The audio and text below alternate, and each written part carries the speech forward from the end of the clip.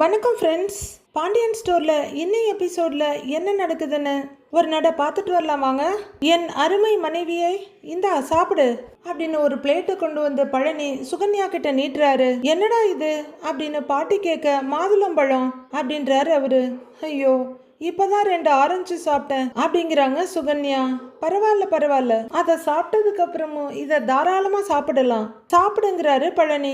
ஐயோ, இவர் தொல்லை தாங்க முடியலன்னு சுகன்யா பார்க்க, அட என் புள்ள எவ்வளோ தாங்குறான்னு பாட்டி சந்தோஷமா சிரிக்கிறாங்க. இப்படி ஆசையா பாத்துக்கிற புருஷன் கிடைக்கிறது வரோம், சாப்பிடு அப்படின்னு மாறி சொல்ல வெக்கத்தோட பாக்குறாங்க சுகன்யா.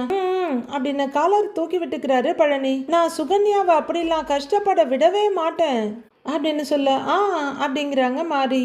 என் கண்ணுக்குள்ள வச்சு பாத்துக்குவேன் அப்படின்னு பழனி சொல்ல, சுகன்யா வெட்க சிரிப்போட மாதுளம்பழத்தை எடுத்து சாப்பிடுறாங்க. சரி அப்படின்னு பாட்டி சந்தோஷமா தலையாட்ட வடிவம் அதையே பண்றாங்க. சரி சீக்கிரம் சாப்பிடு, போய் தூங்கணுங்கிறாரு பழனி.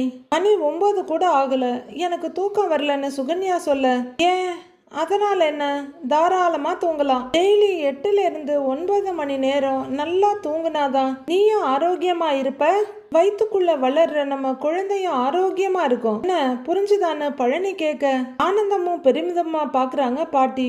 தூங்குறேங்க, கொஞ்சம் லேட்டா தூங்குறேன்றாங்க சுகன்யா. அட நீ என்னம்மா, நான் வேணா பாட்டு பாடவா, பாலாட்டு பாட்டு அப்படின்னு பழனி சொல்ல, இதெல்லாம் ரொம்ப ஓவரா இல்ல அப்படிங்கிற மாதிரி சுகன்யா பாக்குறாங்க. என்ன தம்பி, நீங்க பாட்டெல்லாம் பாடுவீங்களா அப்படின்னு தேனு கேட்க, ஏன் பாடாம, தினமும் பாட்டு பாடிதானே நான் இவளை தூங்க வச்சுட்டு இருக்கேன் அப்படின்னு கொஞ்சமா வழிறாரு பழனி.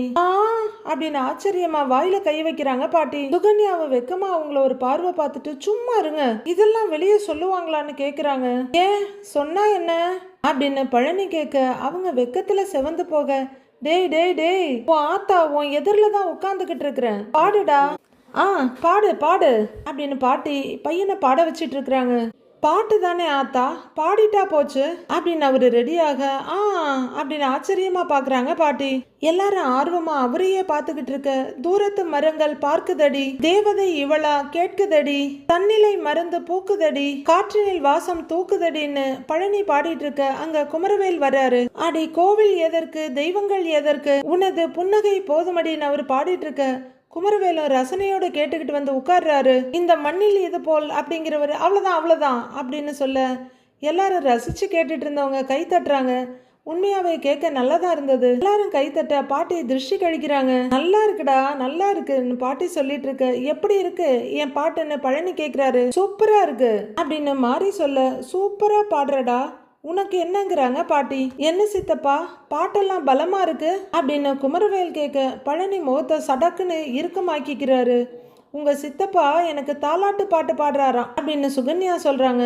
மற்றவங்க எல்லாருமே முகத்தை இறுக்கமா வச்சுக்கிறாங்க. சித்தப்பா, எனக்கு ஒரு விஷயம் புரியவே இல்லை அப்படின்னு குமரவேல் கேட்க, என்னங்கிற மாதிரி நிமிந்து பாக்குறாரு.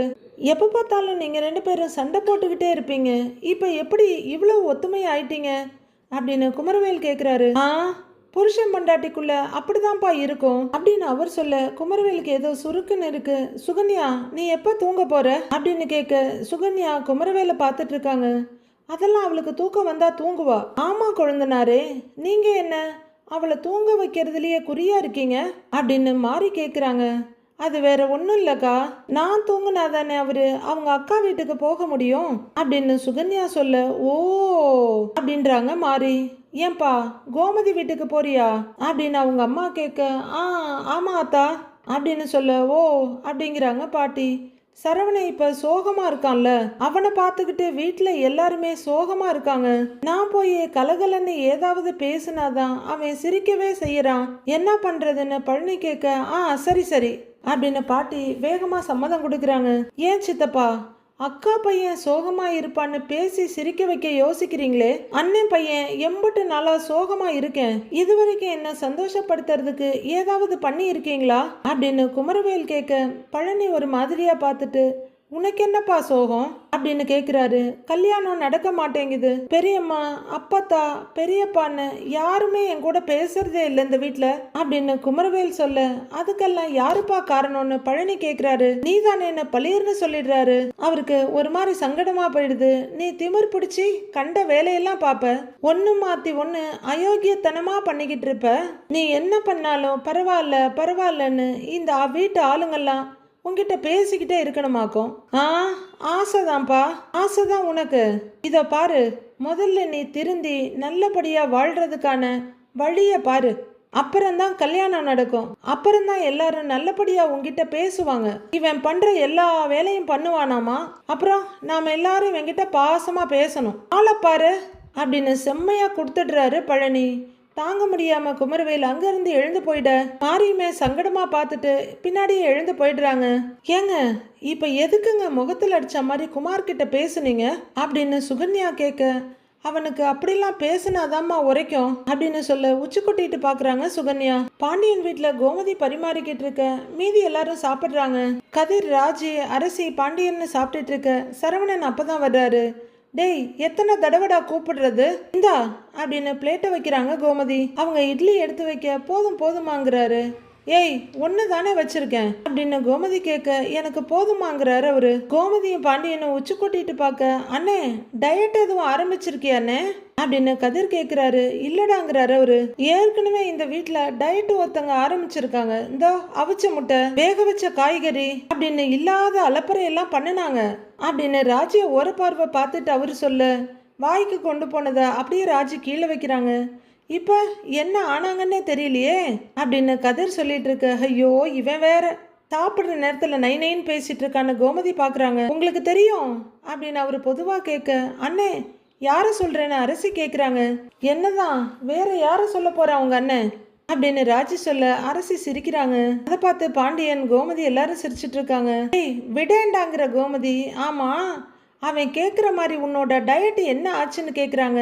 இல்லத்த ட்ரை பண்ணேன், ஆனா சென்னைக்கெல்லாம் போயிட்டு வந்தோம்ல, அதனால ஃபாலோ பண்ண முடியலன்றாங்க ராஜி.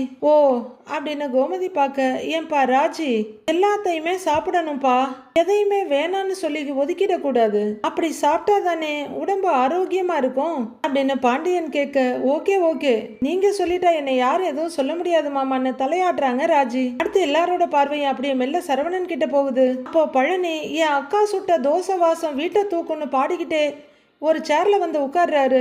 வாடா அப்படின்னு கோமதி கூப்பிட, ஏன்பா அரசி இன்னுமா தோசை சாப்பிட்ற, மணி 9 தாண்டிடுச்சு, எல்லாருமே இப்பதான் சாப்பிட்றீங்களான்னு கேட்குறாரு பழனி. ஆமாண்டா, எல்லாரும் வந்து சாப்பிட உட்கார்றதுக்கு நேரம் ஆயிடுச்சுன்னு சரவணனை பார்க்குறாரு. ஆஹா அப்படின்னு அவரு பார்க்க, ஏண்டா நீயும் சாப்பிட்றியான்னு கோமதி கேட்குறாங்க. ஆஹா இல்லக்கா வேணாம், நான் சாப்பிட்டேங்கிறாரு பழனி.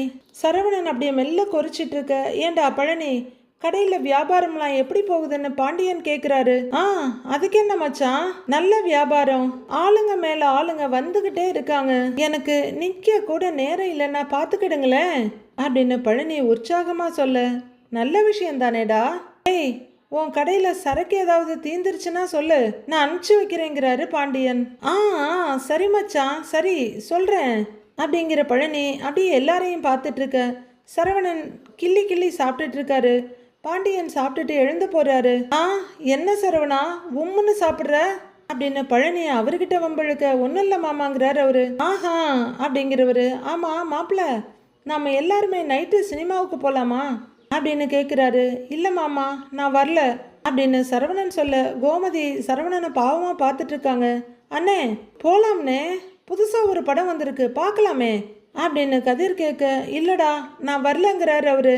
எல்லாரும் என்னடாங்கிற மாதிரி சரவணனை பார்க்க, என்னப்பா இப்படி சொல்ற, நாம எல்லாரும் நைட்டு செகண்ட் ஷோ படத்துக்கு போய் அதுவும் ஒன்னா போய் எவ்வளவு நாள் ஆச்சு. ஏன்பா நான் வேணும்னா செந்திலுக்கு கால் பண்ணி கூப்பிடவா, போலாமான்னு பழனி கேட்க, வேண்டாம் மாமாங்கிறாரு சரவணன் அழுத்தமா. எனக்கு படம் பார்க்குற மூடு இல்லைங்கிறாரு அவரு.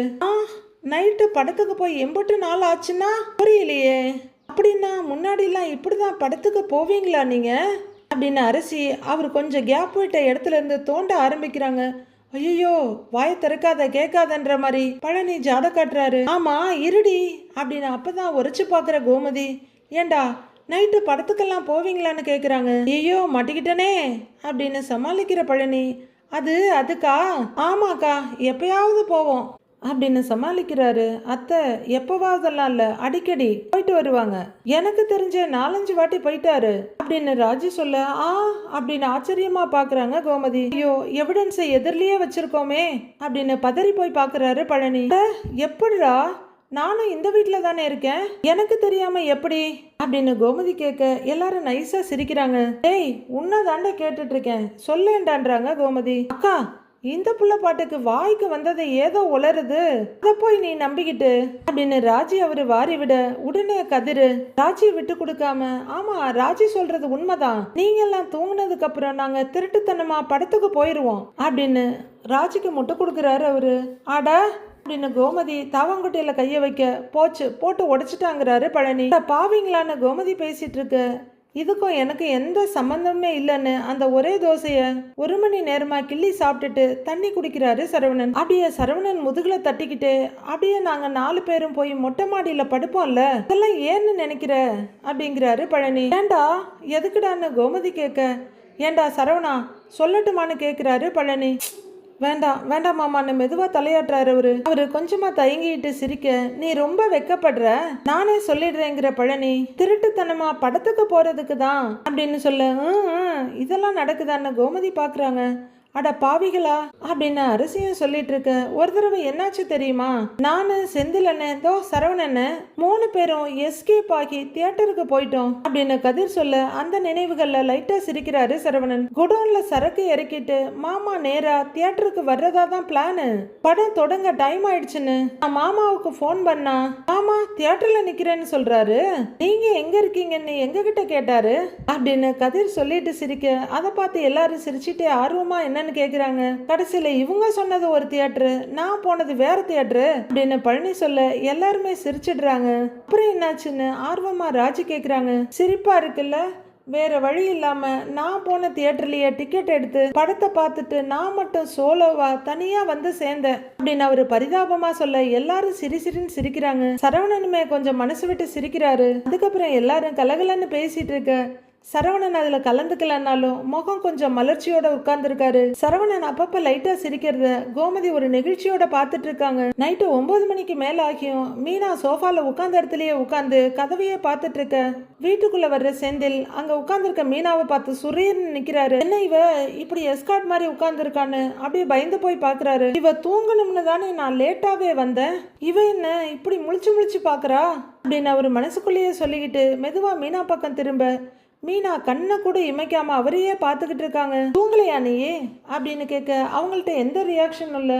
சரி நான் போய் ஃப்ரெஷ்அப் ஆகிட்டு வரேன் அப்படின்னு எஸ்கேப் ஆக பார்க்குறாரு. மீனாவும் எதுவும் சொல்லாமல் பார்த்துட்டே இருக்க ஐயோன்னு ஓடி போயிடுறாரு. ஃப்ரெஷ்அப் ஆகிட்டு ட்ரெஸ் எல்லாம் மாற்றிட்டு பால்கனிலேருந்து கீழே குதிக்கவா முடியும், வேற வழி இல்லாமல் ஹாலுக்கு வந்து உட்கார்றாரு. என்ன இவ அப்படியே அசையாமல் உட்கார்ந்துருக்கா அப்படின்னு யோசனையா தாடையை தடவிட்டு உட்கார்ந்துருக்க. சாப்பிட்றீங்களா, தோசை ஊற்றி தரவா அப்படின்னு மீனா கேட்குறாங்க. சாப்பாடு வேணுமானலாம் கேட்குறா. ஒருவேளை பண விஷயத்த மறந்துருப்பாளோ, ஆனா அப்படி மறக்கக்கூடிய ஆள் இல்லையே இவ அப்படின்னு அவர் யோசனையா மீனாவை பார்க்க, சாப்பிட்றீங்களான்னு கேட்டேன் அப்படின்னு மீனா கொஞ்சம் முன்னாடி சாஞ்சு கேட்குறாங்க. இல்லை நான் வெளியிலேயே சாப்பிட்டேன் அப்படிங்கிறவரு. சாரி மீனா, வெளியில சாப்பிட்றதா இருந்தா நீ உங்ககிட்ட சொல்லியிருந்த அது அப்படின்னு அவர் ஏதோ சொல்ல வர. நீங்க வெளியே சாப்பிட்ட கதையெல்லாம் விடுங்க, பண விஷயத்தை பத்தி நான் பேசுவேங்கிறதுக்காக தானே நீங்க லேட்டா வந்தீங்க அப்படின்னு மீனா கேட்க, ஓ இந்த படுபாவி அந்த பண விஷயத்தை மறக்கலையா அப்படின்னு பதறி போய் பாக்குறாரு செந்தில். அப்படிலாம் இல்லையேன்னு சமாளிக்க பாக்குறாரு. உண்மையை சொல்லுங்கன்னு மீனா கேட்க, ஏய் உண்மையாவே நான் அதை பத்தி எல்லாம் யோசிக்க கூட இல்ல, கூட வேலை பாக்குறவங்க வெளியே போய் சாப்பிடலாமான்னு கேட்டாங்க, சாப்பிட்டுட்டு அப்படியே பேசிட்டு வர்றதுக்கு கொஞ்சம் லேட் ஆயிடுச்சு அதே அப்படிங்கிறாரு அவரு. மீனா கண்ணை கூட இமைக்காம குறுகுறுன்னு அவரையே பார்த்துட்டு இருக்காங்க. தூக்கம் வருது, டயர்டா இருக்குன்னு செந்தில் சொல்ல, காலையில தான் நான் கேட்க வந்ததை காதுல கூட போட்டுக்காம அவசரமா ஓடிட்டீங்க, இப்பவாவது சொல்லுங்க கபோர்ட்ல இருந்த பணம் எப்படி வந்துச்சுன்னு மீனா கேக்குறாங்க. கை கால் முளைச்சு வந்துச்சுன்னு நக்கலா பேசுறாரு செந்தில். கேட்கறத பாரு, நான் தான் சொன்னேன்ல மீனா, அது என்னோட சேவிங்ஸ் பணம் தானே அப்படின்னு செந்தில் சொல்ல, ஏங்க கொஞ்ச நாள்ல உங்களால இம்புட்டெல்லாம் சேவ் பண்ண முடியாதுன்னு எனக்கும் தெரியும். உண்மையை சொல்லுங்கன்னு பிடிவாதமா நிக்கிறாங்க மீனா. உண்மையாதான் சொல்றேன் மீனான்னு அவர் சொல்ல எரிச்சலோட கழுத்தை சொரியிற மீனா, ஏங்க நான் பார்த்தது நிறைய பணங்கிறாங்க. ஏய் அதெல்லாம் ஒன்றும் இல்லை, கொஞ்சம் பணம் தான் அதுங்கிறாரு. அது உன் கண்ணுக்கு நிறைய பணம் மாதிரி தெரிஞ்சிருக்கு அப்படின்னு அவர் சொல்ல மீனா டென்ஷன் ஆயிடுறாங்க. போய் பேசாதீங்க, நான் தான் பார்த்தேனே கட்டு கட்டா வச்சிருந்தத அப்படிங்கிறாங்க மீனா. ஏய் அவ்வளவு பணம்லாம் இல்லை மீனா அப்படின்னு செந்தில் சொல்ல எனக்கு என்னமோ மனசுல தப்பா பட்டுக்கிட்டே இருக்கு. ஒழுங்கா உண்மையை சொல்லுங்க, ஏதாவது தப்பு பண்றீங்களாங்க அப்படின்னு மீனா கேட்க, ஏய் நான் என்ன தப்பு பண்ண போறேன்னு செந்தில் கேக்குறாரு. லஞ்சம் கிஞ்சம் எதுவும் வாங்குறீங்களான்னு மீனா ஸ்ட்ரைட்டாவே கேட்டுட செந்திலுக்கு அப்படியே செருப்பால் அடிச்ச மாதிரி இருக்குது. உடனே சுதாரிச்சுக்கிட்டு, ஏய் ஏய் யாரை பார்த்து என்ன கேக்குற, என்ன பேசுற, நானாவது லஞ்சம் வாங்குறதாவது, இப்படியெல்லாம் பேசாத மீனா அப்படின்னு பதறாரு அவரு. நிஜமாவே லஞ்சம்லாம் எதுவும் வாங்கலல்ல அப்படின்னு மீனா கேட்க, ஏய் இல்ல நான் அதை பத்தி எல்லாம் கனவு கூட கண்டதில்ல அப்படின்னு சொல்ல மீனா யோசிக்கிறாங்க. சரி பீரோவில் மொத்தமா எவ்வளவு பணம் இருக்குன்னு மீனா கேக்குறாங்க. அது ஒரு 10,000 15,000 இருக்கும் அவ்வளவுதான் அப்படின்னு கூசாம சொல்றாரு செந்தில். பார்த்த நமக்கே அது பல லட்சம் இருக்கும்னு தெரியுது. மீனா அப்படியே அதிர்ச்சியோட அவரை பார்த்து, ஏங்க உங்க சேவிங்ஸ்னு தானே சொன்னீங்க, எவ்வளவுன்னு கூட உங்களுக்கு தெரியாதா அப்படின்னு கேட்க, ஒரு 15-20,000 ரூபாய் இருக்குங்கிறாரு அவரு. மீனா இன்னும் கொஞ்ச நேரம் யோசிச்சுட்டு, நிறைய பணம் இருக்க மாதிரி இருந்துச்சு, இதுவும் லட்சக்கணக்கில்ங்கிறாங்க அவங்க. சரி வாங்க லாக்கர் ஓபன் பண்ணி எனக்கு காமிங்க எவ்வளவு இருக்குன்னு பாப்போங்கிறாங்க மீனா. அது அந்த பணம் அங்க இல்லையே இப்ப அப்படின்னு செந்தில் சொல்ல, இல்லனா அப்படிங்கிறாங்க மீனா. அது போயிடுச்சுங்கிறாரு அவரு. எங்க போச்சு அப்படின்னு மீனா கேட்க, ஷோ விட மாட்டேங்கிறாளே அப்படின்னு முனகிறவரு. அது ஃப்ரெண்டு ஒருத்தன் கடனா கேட்டானா அதான் கொடுத்துருக்கேங்கிறாரு செந்தில். பொய் மேல பொய், புரட்டு மேல புரட்டு, சீன்னு இருக்குது நமக்கே. காலையில நான் கேள்வி கேட்டதுக்கு எனக்கு முந்திரி கொட்ட மாதிரி ஆபீஸ்க்கு போனீங்க, இப்பதானே வீட்டுக்கே வர்றீங்க, அப்புறம் எப்ப அந்த பணத்தை கொண்டு போய் உங்க ஃப்ரெண்டு கிட்ட கொடுத்தீங்க அப்படின்னு மீனா கேட்க, ஐயோ வசமா மாட்டிக்கிட்டேனே அப்படின்னு பாக்குற செந்தில். ஷோ எத்தனை கேள்வி மீனா, மத்தியானம் ஒரு பிரேக் எடுத்துக்கிட்டு இங்க வந்தேன், அப்படியே பணத்தை எடுத்துட்டு போனேன், நம்ப மாட்டேங்கிற அப்படின்னு செந்தில் சொல்ல, நான் நம்ப மாட்டேன் அப்படின்னு மீனா சொல்ல, நீ நம்ப மாட்டேல்ல வா வந்து பாரு வா வா அப்படின்னு அவங்க கையை பிடிச்சி தூக்குறாரு. வா வந்து பாருன்னு பீரோ கிட்ட கூட்டிட்டு போறாரு. பாரு அப்படின்னு பீரோ முன்னாடி கொண்டு வந்து நிறுத்திட்டு பீரோவை திறக்கிறாரு. அங்க உள்ளர இருந்து சில 500 ரூபாய் நோட்டுகளை மட்டும் எடுத்து காட்டி, பாரு இவ்வளவுதான் இருக்கு, நல்லா பாருன்னு காமிக்க மீனாவும் தலையை நீட்டி பாக்குறாங்க. எம்பட்டு நாளா இந்த பணம்லாம் இங்க இருந்துச்சு அப்படின்னு மீனா கேட்க, அது கொஞ்ச நாளா இருந்தது. ஏன் கேக்குறேங்கிறாரு செந்தில். கொஞ்ச நாளா இருந்த பணம் நான் கேட்ட உடனே காணா போயிடுச்சுன்னா என்ன அர்த்தம் அப்படின்னு மீனா கேட்க, ஏய் காணாமல்லாம் ஒன்றும் போகல, ஃப்ரெண்டுக்கு கடனா கொடுத்துருக்கேங்கிறாரு செந்தில். நீங்க பேசுற எதுவுமே எனக்கு நம்புற மாதிரி இல்லைங்க. இங்க பாருங்க உண்மையை சொல்லுங்க, ஏதாவது தப்பு பண்றீங்களா, எனக்கு விஷயம் தெரிஞ்ச உடனே எங்கேயோ கொண்டு போய் பணத்தை மறைச்சு வச்சுட்டீங்களோ அப்படின்னு மீனா கேட்க, ஏய் நான் எந்த தப்பும் பண்ணல மீனா, நீ என்னை இப்படி நிக்க வச்சு கேள்வி கேட்கறது தான் ரொம்ப அசிங்கமா இருக்கு, கஷ்டமா இருக்கு. புருஷன் மேல கொஞ்சமாவது நம்பிக்கை வேணும், இப்படி கொஞ்சம் கூட நம்பிக்கை இல்லாம இருக்க கூடாது அப்படின்னு அவரு டைலாக் பேசிட்டு இருக்காரு. இங்க பாருங்க நான் உங்க மேல நம்பிக்கை அப்படின்னு மீனா சொல்லிட்டு இருக்கவே நிறுத்துன்ற மாதிரி கைய காமிக்கிறவரு, ஏற்கனவே ரொம்ப டயர்டா இருக்கேன், நீ கேக்குற ஒவ்வொரு கேள்விக்கும் பதில் சொல்லி எனக்கு டயர்ட் ஆயிடுச்சு, நான் போய் தூங்குறேன் அப்படிங்கிற செந்தில் பீரோவை பூட்டிட்டு கிளம்புறாரு. மீனா அப்படியே உறைஞ்சு போய் நிக்க அவரு போய் ஜாலியா பெட்ல படுத்துடுறாரு. குற்றமுள்ள நெஞ்சு குறுகுறுக்கும்பாங்க, அதெல்லாம் கொஞ்சமும் இல்ல செந்திலுக்கு. அடுத்த நாள் பொழுது விடிய மீனா காஃபி ஆத்திட்டு இருக்க இவரு ஜாலியா மாப்பிள்ள மாதிரி ரெடியாகி வந்து நிக்கிறாரு. குட் மார்னிங் மீனான்னு அவங்களோட கையை பிடிச்சி சொல்ல, குட் மார்னிங் அப்படின்னு தலையை நிமிராம காஃபியை மட்டும் நீட்டுறாங்க மீனா. அவரு வாங்கிட்டு தங்கி பார்த்துக்கிட்டு டிஃபனுக்கான வேலையெல்லாம் ஆரம்பிச்சிட்டியான்னு கேக்குறாரு. மீனா அவரையே பார்த்துட்டு இருக்க, இல்லன்னா சொல்லு நானே உனக்கு சமைச்சு தர்றேங்கிறாரு. சமையல் வேலையெல்லாம் நான் பார்த்துக்கிறேன், நான் கேட்ட கேள்விக்கு இன்னைக்காவது உங்ககிட்ட இருந்து பதில் வருமானு மீனா கேட்க, வாய்கிட்ட கொண்டு போன காஃபி அப்படியே கீழே இறங்கிடுது. என்ன கேட்ட அப்படின்னு செந்தில் கேட்க, அங்க அம்புட்ட பணம் இருந்தது, அது எப்படி உங்ககிட்ட வந்துச்சுன்னு கேட்டேன் அப்படின்னு மீனா கேட்க, ஷோ அப்பா அப்படின்னு கொடுத்த வெறும் டம்ளரை லொட்டுன்னு கீழே வச்சுட்டு, உனக்கு பதில் சொல்லி என்னால முடியல மீனா, ஏன் என்ன நம்பவே மாட்டேங்கிறேன்னு அவர் கேட்கிறாரு. நம்பணும்னு தாங்க நினைக்கிறேன். ஆனா என்னால முடியல. நியாயமான வழியில உங்ககிட்ட அம்புட்டு பணம் வர்றதுக்கு வாய்ப்பே இல்லைங்கிறாங்க மீனா. ஏய், என்ன மீனா நீ என்ன சந்தேகப்பட்டுக்கிட்டு இருக்க அப்படிங்கிறாரு செந்தில். உண்மையை சொல்லுங்க, லஞ்சம் எதுவும் வாங்குனீங்களான்னு மறுபடியும் அவங்க கேட்க அவருக்கு தலைய வெடிக்கிற மாதிரி இருக்கு அதிர்ச்சியில. உடனே டென்ஷன் ஆகி, ஏய் இன்னொரு தடவை அப்படி கேட்டேன்னு வச்சுக்கோயேன், கெட்ட கோபம் வந்துடும் சொல்லிட்டேன். ஆமா, என்னை பார்த்தா லஞ்சம் வாங்குற மாதிரி தெரியுதா? இதோ பாரு, நியாயமா வேலையை பார்த்துக்கிட்டு இருக்கிறேன். தேவையில்லாம என்னைட்ட கேள்வி கேட்டு கடுப்பேத்தாத சொல்லிட்டேன் அப்படின்னு அவரு ரொம்ப கோபமா பதில் சொல்ல, லஞ்சம் வாங்கினா என்ன ஆகும்னு தெரியும்லன்னு கேட்குறாங்க மீனா. ஏய், நான் தான் வாங்கலன்னு சொல்றேன்ல அப்படின்னு அவர் கத்த, வேலை போயிடும். டிவியில, பேப்பர்ல, நியூஸ்ல நீ எல்லாத்துலயும் டீட்டெயிலா போட்டோவோட வந்துடும் தெரியுமா? எங்கேயுமே வேலை கிடைக்காது, வெளியே தலை காட்ட முடியாது, ஜெயிலுக்கு தான் போகணும் அப்படின்னு மீனா சொல்ல அவருக்கு கொஞ்சம் பயமா இருந்தாலும் கோவம் தான் ஜாஸ்தியா இருக்கு. எல்லாம் மாமனார் கொடுத்த தைரியம்தான். பணம் கொடுத்து வேலை வாங்கினதே தப்பு, அதையும் அப்படி செஞ்சிருக்கிறீங்க. அப்படி வாங்கின வேலையாவது உருப்படியா செய்ய வேணாமாங்க அப்படின்னு மீனா கேட்க இவருக்கு பயங்கரமா கோவம் வந்துருது. ஏய் மீனா, நிறுத்து, நான் லஞ்சமே வாங்கலன்னு சொல்லிக்கிட்டு இருக்கிற, நீ பாட்டுக்கு அடுக்கிக்கிட்டு போயிட்டே இருக்கிற அப்படின்னு அவரு காட்டு கத்தலா கத்த, லஞ்சம் கொடுத்து வேலை வாங்குறவங்க எல்லாம் ஒரே மாதிரியா தான் யோசிப்பாங்க. நாம லஞ்சம் கொடுத்தோமே அதை திரும்பி வாங்கிடணும்னு யோசிப்பாங்கல்ல, அப்படி எதுவும் நீங்க எதுவும் யோசிக்கிறீங்களான்னு மீனா கேக்குறாங்க. செந்தில் வெறிச்சு பார்த்துட்டு இருக்க, ஒருவேளை நீங்க லஞ்சம் வாங்கி மாட்டி அதை நம்ம வீட்டுக்கு தெரிஞ்சா என்ன ஆகும் சொல்லுங்க, நினைச்சு பாருங்கன்றாங்க மீனா. ஐயோ அப்படின்னு அவரு மண்டையை பிச்சுக்காத குறையா நிக்க, அத்தை எவ்வளவு வருத்தப்படுவாங்க, மாமா முகத்தை உங்களால பார்க்க முடியுமான்றாங்க மீனா. ஏன்னு பயங்கரமா கத்த மீனா அதிர்ந்து போய் பாக்குறாங்க. நீயா கற்பனையில ஏதாவது பேசிக்கிட்டு இருக்காத அப்படின்னு அவர் கத்த, இப்ப நான் சொல்றதெல்லாம் நீங்க லஞ்சம் வாங்கி மாட்டினா நடக்க போற விஷயம். மாற்றத கூட விடுங்க, உங்களுக்கு மனசாட்சின்னு ஒண்ணு இருந்தா இந்த மாதிரிலாம் நாம செய்யலாமா?